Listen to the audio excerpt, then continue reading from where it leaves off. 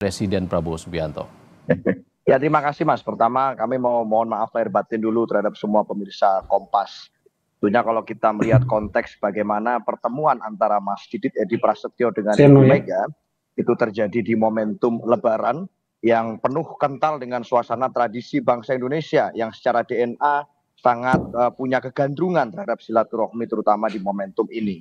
Dan di dalam posisi itu saya rasa Mas Didit sebagai bagian dari anak muda sowan kepada yang lebih senior, kemudian membawa salam, itu suatu tradisi yang sangat positif.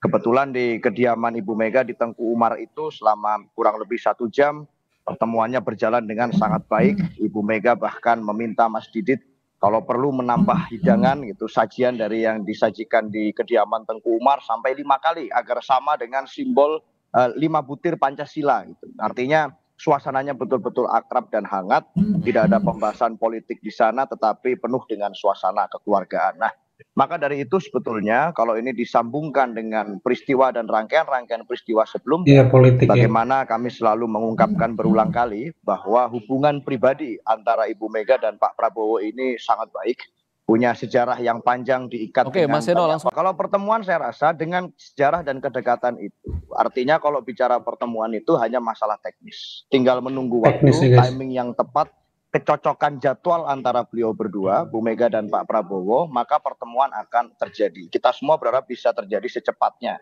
Tentunya tidak di momentum Lebaran bisa jadi, karena di saat ini masih banyak pertemuan antara keluarga. Tetapi kalau bicara pertemuan, secepatnya kita mengharapkan itu terjadi. Nah, soal masalah apakah itu berkaitan dengan agenda politik yang lain atau tidak, saya rasa itu bukan di dalam skup itu. Karena sejak dari Pilpres sampai ke Pilkada, sampai sekarang, saya rasa wacana pertemuan itu sudah seringkali diharapkan banyak pihak bisa segera terjadi. Sehingga kami semua mendengarkan aspirasi itu dan saya rasa tidak lama lagi akan terjadi.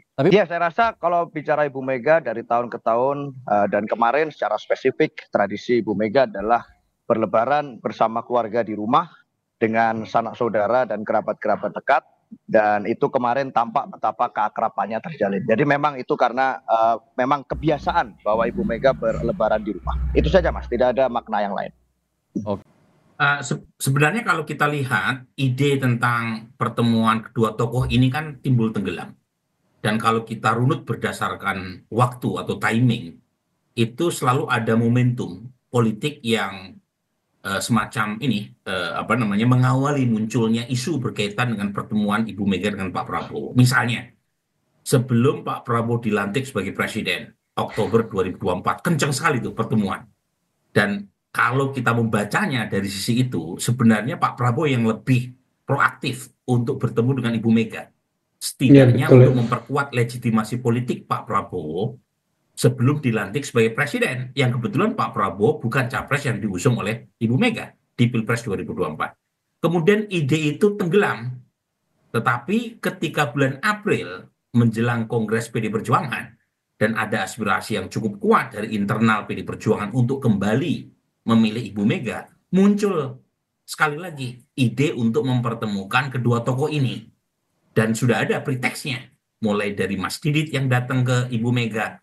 Yang kali ini saya baca Ibu Mega yang lebih proaktif untuk bertemu dengan Pak Prabowo. Karena tentu saja Kongres PD Perjuangan itu membutuhkan semacam tanda kutip legitimasi dukungan diam-diam dari Pak Prabowo atas rencana dipilihnya kembali Ibu Mega, yang dalam bahasa pengamat seperti Mas Agung itu kira-kira jangan sampai proses Kongres diganggu ya oleh elemen eksternal. Itu bahasa Mas Agung ya.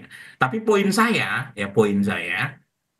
memang tidak bisa diabaikan soal tarik-menarik ini, yang soal pertanyaan tadi apakah nanti PDI Perjuangan akan masuk ke dalam pemerintahan atau tidak, itu ada banyak step atau langkah berikutnya yang menurut saya belum tentu juga PDI Perjuangan masuk gitu ya, karena ada banyak saya kira halangan ya, misalnya variabel Pak Jokowi dan keluarganya yang masih berada di belakang Pak Prabowo. Tetapi agenda jangka pendek PDI Perjuangan sekarang adalah tanda kutip ya, itu memastikan Kongres berjalan sesuai dengan skenario awal, yaitu Ibu Mega terpilih kembali tanpa dihadapkan pada proses intervensi dari pihak luar. Dan itu yang memungkinkan mengapa PD Perjuangan sangat aktif untuk bertemu dengan Pak Prabowo sekitar ini mengirimkan pesan bahwa PD Perjuangan meskipun berbeda politik dengan arus kekuasaan sekarang itu didukung oleh Pak Prabowo.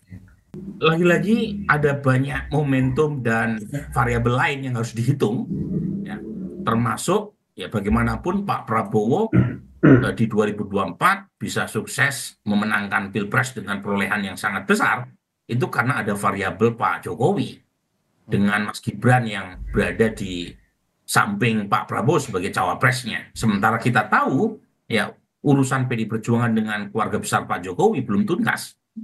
Jadi itu yang saya kira membuat PD Perjuangan menghitung panjang untuk bertemu dengan Pak Prabowo. Dan lagi-lagi masalahnya bukan personal tapi lebih bersifat politik. Dan kalau misalnya sekarang PD Perjuangan terlihat lebih aktif untuk membidani lahirnya pertemuan dengan Pak Prabowo, lagi-lagi konteks Kongres PD Perjuangan bulan ini itu tidak bisa diabaikan. Tetapi apakah kemudian akan berujung pada koalisi antara PD Perjuangan dengan Pak Prabowo, itu lain soal. Jangka pendek PD Perjuangan ingin memastikan ya urusan internalnya itu berlangsung sesuai dengan rencana dan itu akan memunculkan ya hasil sesuai dengan yang diharapkan tanpa tadi ya tanpa ada kekhawatiran terkait dengan munculnya penetrasi dari pihak luar. Enggak, yang pasti adalah hubungan antara Bu Mega dan Pak Prabowo ini sudah terjadi lama dan berjalan secara orisinal, Mas. Tidak ada PHO yang bisa kemudian mempengaruhi, mengganggu hubungan-hubungan yang sudah dibangun lama antara Bu Mega dan Pak Prabowo. Dan hubungan itu dibangun berdasarkan asas saling hormat menghormati, sikap politik, pendirian politik, keputusan dan pemikiran politik masing-masing yang bisa jadi sama, bisa jadi berbeda. Hanya saja memang logika publik seringkali kan kesulitan untuk kemudian bisa menangkap atau mengakomodir bahwa misalnya sevisi itu tidak harus sebenarnya satu kapal gitu. Atau kemudian berbeda pandangan politik itu juga tidak harus artinya harus bermusuhan gitu. Nah, di hubungan kami dengan Pak Prabowo sejak awal sikap kami pasca Pilpres 2024 sudah kami tegaskan berulang-ulang bahwa ya kami hari ini di luar pemerintahan, tapi bukan berarti itu menyurutkan dukungan kami terhadap Presiden Prabowo, terhadap bagaimana beliau harus bisa membangun bangsa ini sesuai dengan visinya. Sehingga hal itu tentu kami jaga melalui silaturahmi berdasarkan basis hubungan baik antara Ibu Mega dan Pak Prabowo. Di situ posisi politik kami. Nah, maka dari itu kami rasa tidak tepat apabila hubungan baik itu kemudian dijadikan alasan untuk kemudian membuat suatu opini bahwa hubungan kami itu adalah hubungan saling mengkooptasi